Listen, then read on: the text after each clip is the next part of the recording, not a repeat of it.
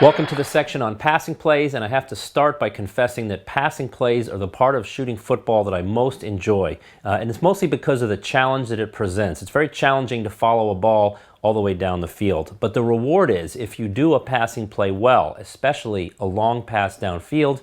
If you do one of those plays really well, the beautiful footage that results from it is very rewarding, and it's great to look at that footage later on and see how smoothly you did it.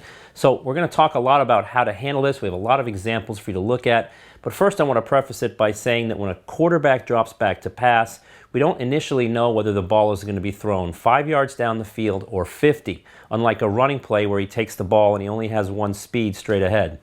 So we're going to learn to anticipate, and you're going to hear me use that word a lot throughout this section. We're going to anticipate not only when the ball is going to be thrown, but how far. And we're going to use that as a way to start moving the camera and to try to get to the receiver before the ball lands. It's challenging, but it's fun, and when you get it right, it's extremely rewarding. So let's dive into a whole bunch of passing plays now and see how we handle it.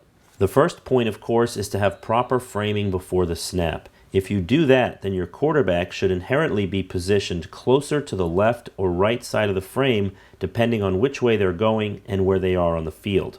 This is important because our first rule is don't center the quarterback. As you can see as I let this play run, there are blockers and even a potential receiver in front of the quarterback, and there's nothing going on behind him, so there's no reason to include that dead space. We're not following the tic-tac-toe board rule here since the quarterback is not a runner, but we can use it to demonstrate an alternate version of our don't center rule, which says we should keep the quarterback on the right or left third of the screen, with the action in front of him taking up the other 2/3 of the screen. It's important to note, though, that the quarterback should still be in the center square, regardless of whether he's on the right or left side.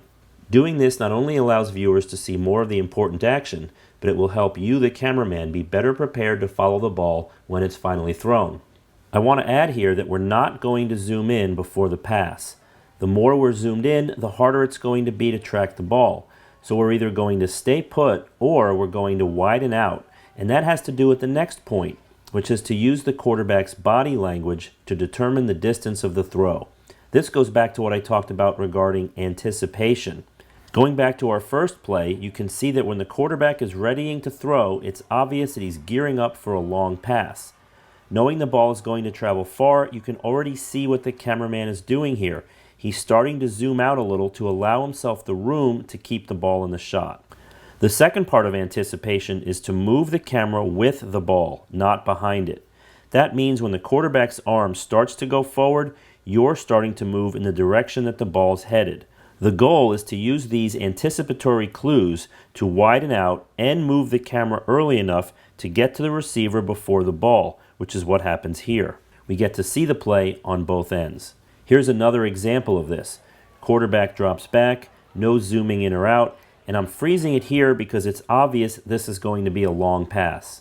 Not much reason to zoom out here because the cameraman trusts that he's wide enough, and in fact he begins to zoom in when he picks up the receiver so he can center the action. Here it is again at full speed so you can see how it plays out in full.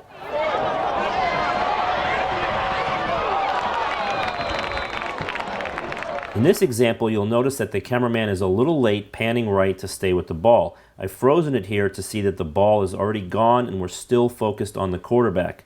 To compensate, the cameraman quickly widens out to catch the receiver making the grab.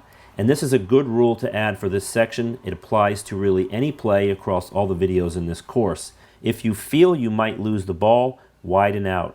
You may not see the ball, but by zooming out, it's likely it will end up on the screen somewhere. We've been looking at a number of long passes so far, so let's take a look at a number of short ones. And you can see here that the quarterback is on the left side of the frame with the action in front of him.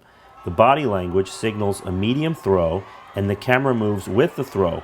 In fact, if I rewind this, you'll actually see the camera moves perhaps a second behind the throw, but this is why being wide and having space in front of the quarterback helps. It makes it easier to quickly recover and get to the receiver before the ball.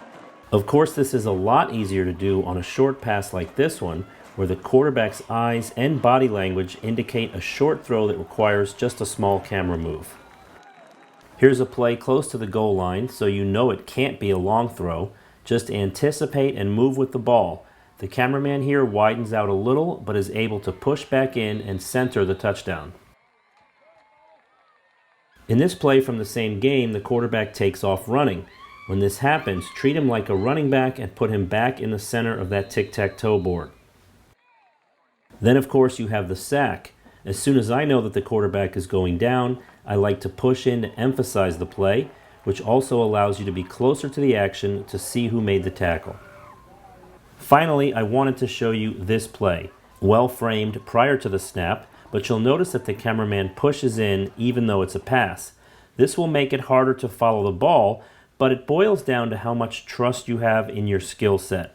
By keeping the quarterback on the right side of the screen and moving just as the ball is thrown, you can get to the receiver in time to make the catch. Once you have enough confidence that you can shoot this way without losing the ball, it's certainly a better way to shoot because it brings you closer to the action. Put it all together and you too can soon be shooting passing plays as well as some of the examples you've seen there. But of course you have to practice, and the best time to practice is when you're set up a half an hour before the kickoff. This goes back to what we talked about in arriving early. Use that time to practice filming some of the passing drills and work on your technique. But what I can do for you here is to quickly recap some of the main points we just discussed. So let's put those on the screen. And the first one you'll recall is to keep the quarterback on either side of the screen. Don't center him before he throws the pass. Second, don't zoom. Use the quarterback's body language to gauge the strength of the throw and zoom out some if needed to keep the ball in the shot. Third, we want to anticipate.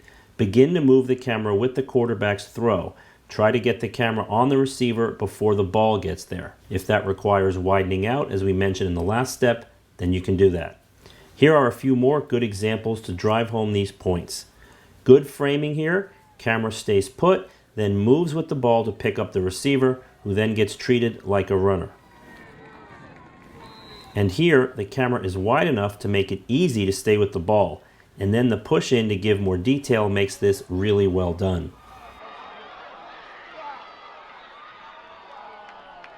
Hopefully these techniques will help you, and I hope you enjoy shooting passing as much as I do. The good news is if you can get this down, the skills involved in following a passing play are going to help you with everything else you're going to shoot. Kickoffs, punts, and all the things we're going to talk about next. So good luck with passing, and I'll see you in the next section where we're going to talk about special teams.